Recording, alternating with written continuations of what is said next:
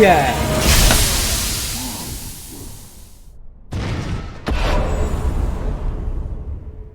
So, I'm back, and all doubts aside, I kept to my word. It didn't take me 5 months to post again, it took me more than 12. Honestly, didn't mean to leave it this long. Life gets in the way, both good and bad. I've moved house and recently got on a promotion, so I swear the absence has been for good reason.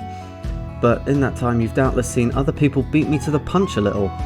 Fucked if I'm stopping now though. I started this run to prove to myself I could do it, and that ain't changed. So, without further delay, time to show you how I've been wasting my time recently. There's a bit of setup required for what I wanted to do for this section, and at this stage I hadn't seen anyone else's strats for beating the game, as no one else had done it yet, but I figured the smartest route to go for to get to Mibu village and kill the corrupted monk was through the well, and I didn't fancy fighting an interior ministry ninja without some tools, as well as later on the gun lady. So I picked up the first large coin pouch I could locate and worked my way back to an area where, when I first went through it, I did so to get to the Hirata estate, an almost entirely pointless trip that took way too much effort for a prosthetic tool that I have only ever used once. But at least this section was mildly practiced, and I actually found it a hell of a lot easier this time around. I think I've genuinely gotten better at playing the game blindfolded, as there's an NPC with a large cannon off to the left here, that if I travel too far off a set path, they will spot me and begin to mortar me like I'm a brick fucking house. That gave me immense trouble the first time around, as I would regularly fall off, but I've since gotten better with my movement consistency, so this took far less time than the hours it took to get that pointless key item I wasted so much time for earlier in the run. So long as I don't fall off, getting to the now dragon rot riddled retailer really wasn't rather difficult. I actually did some blindfolded menuing here too. For my run, I recorded each section as I practiced and completed them, so I feel the need to clarify that practicing and recording menuing, other than stuff that I need to do mid-area, feels fairly redundant.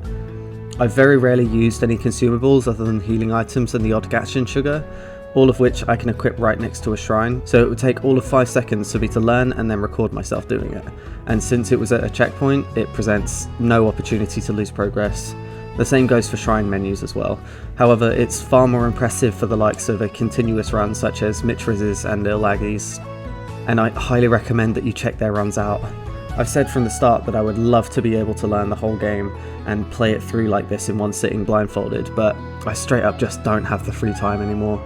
The best I can do is hope to sit up there with them one day as one of the crazy motherfuckers who've beaten the game blindfolded, even in my own piece-by-piece capacity. But yeah, felt it worth addressing why that other than this, there isn't much menuing recorded for my run. Setup now completed, I'm headed over to the well we first started the game in to kill an interior ministry ninja who's searching for us there as he simps for Sekiro something hardcore. This I recorded during the summer of 2021, shortly after Mitriz uploaded his first of many at this point, runs in which he beats the entire fucking game all in one sitting without the ability to see anything. Man's fucking mental and I respect the shit out of it. But yeah, as soon as he posted it, his video arrived in my suggested on day one, doubtless because of the number of times I've narcissistically watched my own blindfolded videos. I found it hella reassuring that the feat of beating the whole game blindfolded was possible, but I was admittedly also rather jealous of the handsome fuck beating me to it. I've decided, however, for the most part, other than nicking Snape Skip, because fuck the gun fort and you know why, to find my own path through the game. And I found it super interesting that he originally chose to get to Mibu through Snake Skip, which I didn't even know was possible.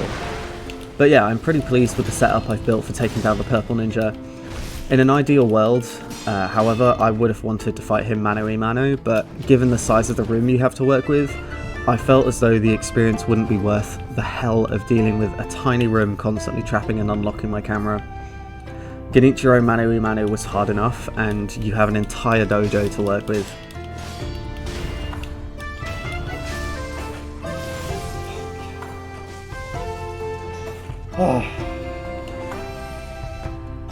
Despite my strategy being fairly consistent, I have still died to this guy on more than a few occasions, testament to how difficult the enemy is when you have no idea what he's doing.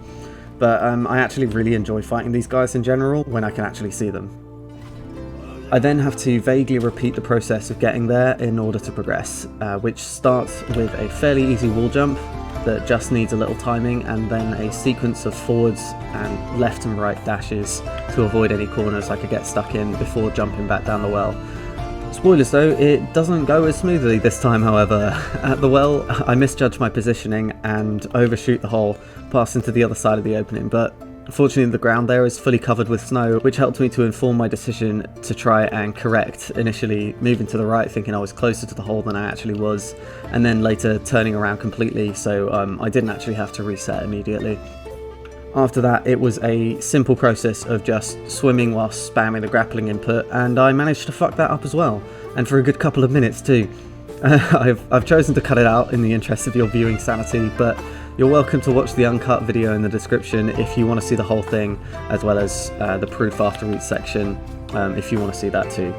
But honestly, when stuff goes wrong, even though it's less impressive to watch, I find it much more interesting because it shows that outside of just memorising patterns of inputs, the game's actually fairly intuitive to play blindfolded, so I enjoy it when I'm able to complete and make progress where I otherwise haven't practiced to do so. This also isn't the only time in this video that it happens, so after I've relocated myself, the next shrine is just a wall hug away, and through practicing, it seemed fairly easy to get there once you're out of the water, so I decided to give it a go without much practicing, which in hindsight is probably why I fucked up the water part. But I've said this before and I'll say it again, I'm not really that bothered about looking clean. My main aim is just to progress and to keep putting shrines behind me.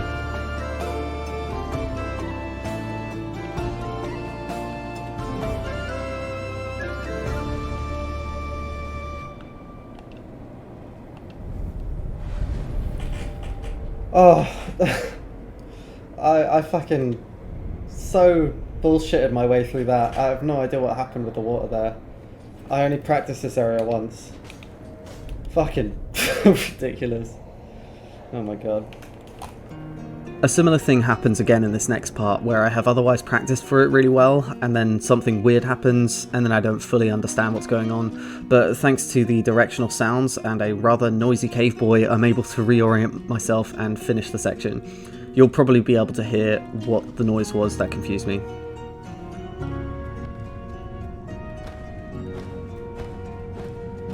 That was the sound. I was looking for the sound of Sekiro dropping down a ledge in this part, and it happens much sooner than I was expecting, because somehow he manages to drop off part of the wall, so my inputs were all messed up and my angles were off, and I spent a little bit more time running into walls than I would have liked. I've cut around parts of the video here in the interest of time saving, but it's all there in the description if you're determined to see it.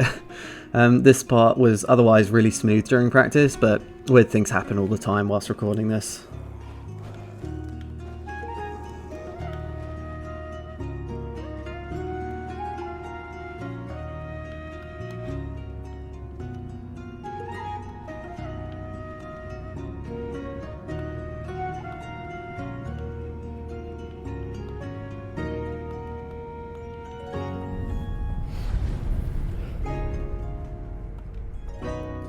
Okay, that was completely improvised. My plan for that bit was completely different.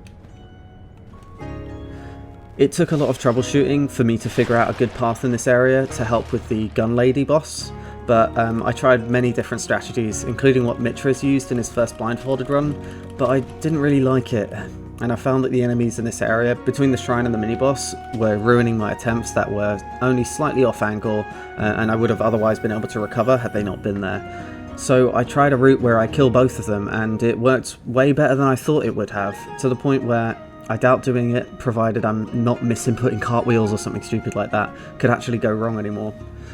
Plus, killing things when you can't see is always fun.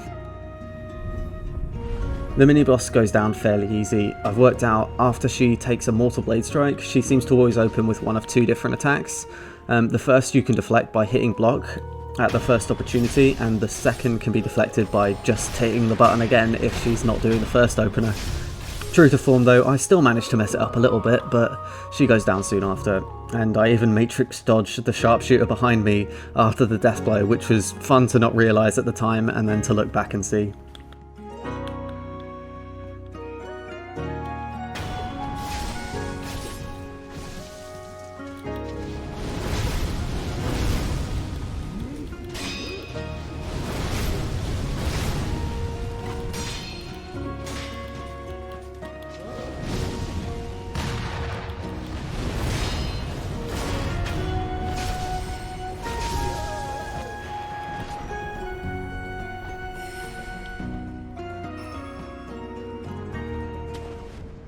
Back to the same strategy of maneuvering to roughly where the Snake Eyes boss was, and then working my way through a boss arena that isn't activated yet because I've not fought the Guardian Ape.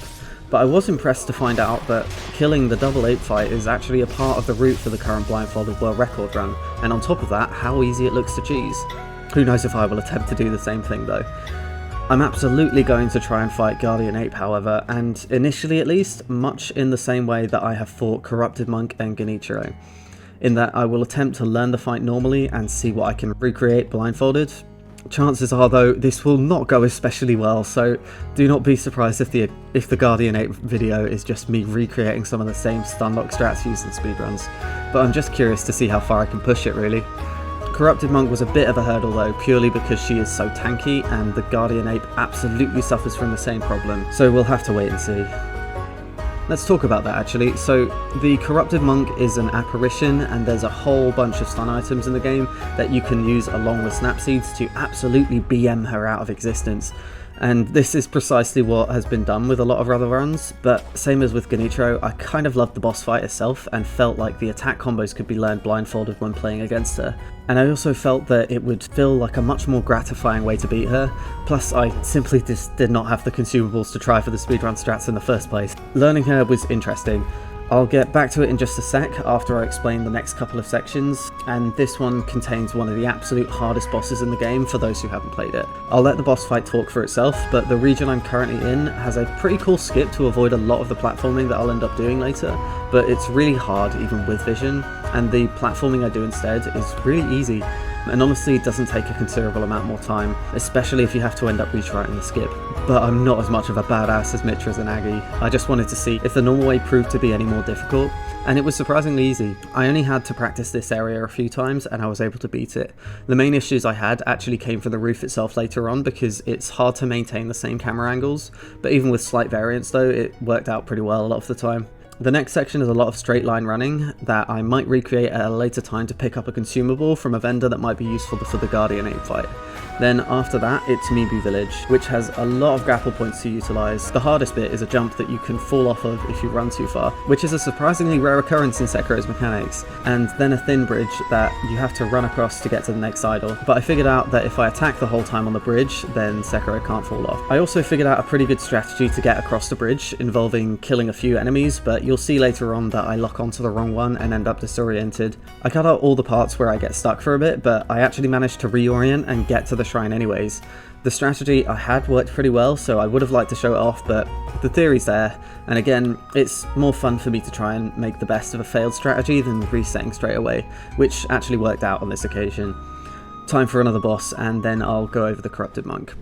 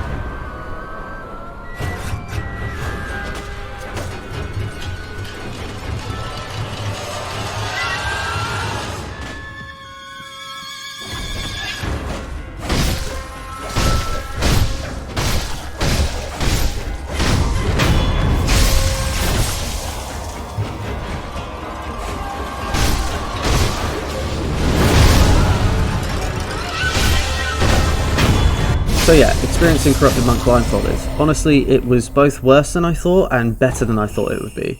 It's given me a better understanding of her attacks than I previously had before, such as the fact that she has two distinctly different non-perilous attacks that you can deflect, but if you block them, she will just eat straight through your block and hit you anyway. But these attacks only ever surface if you're aggressively attacking her guard, which is great because her default attack combos actually end when she breaks your posture, provided she hasn't started an attack that always has a follow-up. So as long as I keep my guard up and my posture low, I'm fairly safe to engage with her. She has two different perilous attacks, a sweep and a thrust, similar to Geni, but both attacks, unlike Genichiro, are accompanied by the perilous sound as well as the sting noise Genichiro's thrust attack had. At first the sound cues sounded identical, and I discovered a way to approach both attacks that would stop me from getting hit by either, but only with perfect positioning, and if I responded fast enough to jump diagonally right of her before her attack came out. But her attacks hit with a lot of force, so she tends to push you back a lot, and that ruins the positioning. But actually, only during blindfolded play, I found that occasionally I would just intuitively know which perilous attack she was throwing out. And that's because her sweep plays both stings at the exact same time, and the thrust plays the perilous sound first, and then the sting just a moment after. The difference is very small, and I react poorly in a couple of instances in the fight later, but given longer, I am completely certain I could learn to avoid both of these attacks perfectly every time. The sweep is hard to punish effectively, as in most situations it either has a follow-up attack or she's moving away from me, and it simply just has a shorter recovery window for her than a Mikiri countered thrust attack. But the thrust attack I can really punish. And there are attack combos where she will reliably throw out a thrust. Only problem is there is also an attack combo that leads into a sweep that sounds very similar, and this trips me up a lot. It's in the first half of the fight. A 2 swing followed by a perilous. There is enough time to get a charged hit in if I'm fast enough and I want to be safe after the Mikiri counter, such as if I know she's close to death and I can't afford to be hit anymore. But if I have enough health to treat it like a resource, there is a big enough window to hit her with a Mortal Blade strike. The only problem is, when she is staggered from the Mortal Blade, there is a chance that I'm going to hazard a guess is something like a 1 in 3 that she will attempt to make distance after the second strike hits her. If she does that, her attack comes out faster than I recover from my animation, and I'm guaranteed to take a hit. But if she does anything else, she'll either perform a perilous sweep or a normal swing, and both of these can be dodged within the iframes of a jump. I always try to jump backwards as well, so that I can either get a chance to heal or to recover posture. You know what, fuck it, let's keep this one rolling. The other big opening I have to damage her is in her spin to win. It always sounds the same, and if I dodge inwards on her final strike, I have a big enough window to again go for a Mortal Blade strike.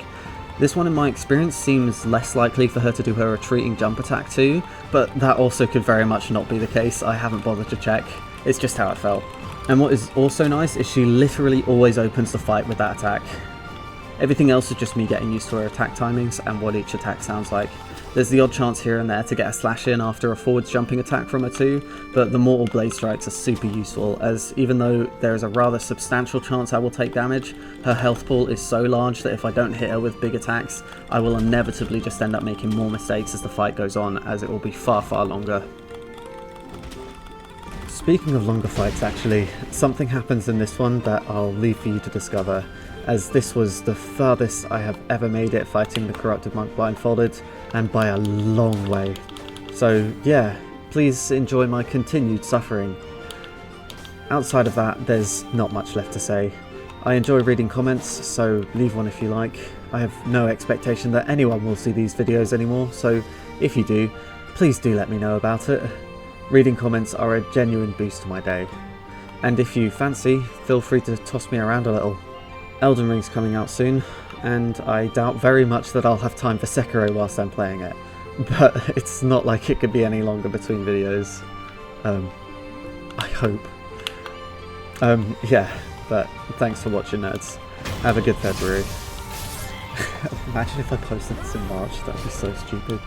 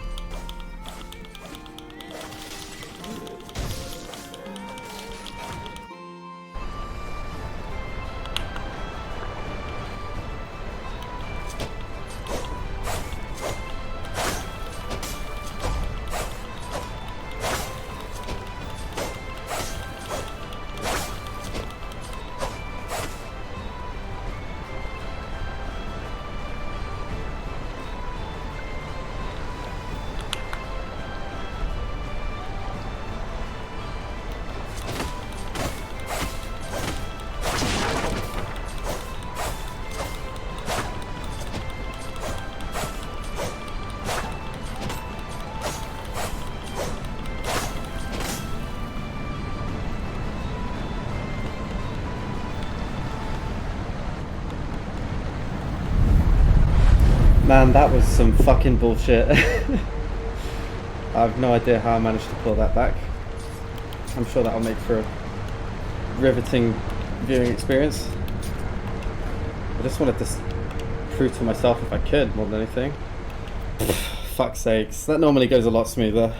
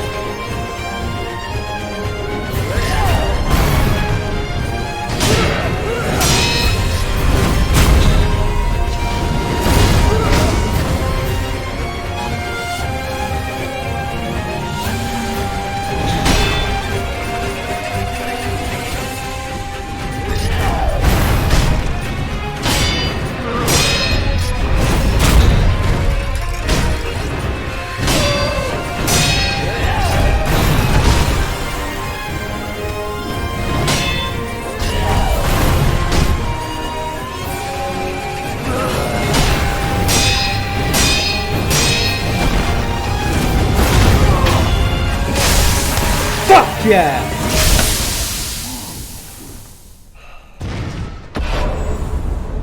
Oh my god, man. I should leave this on, find the shrine. Jesus Christ, man. Yes!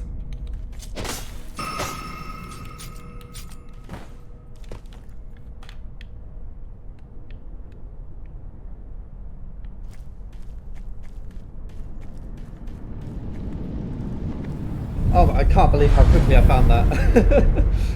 Oh man, that was fucking insane.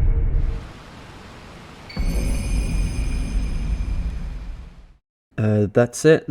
More videos to come this year. Probably. Thanks again, and I guess I'll see you next time. I fucking hate outros. Bye.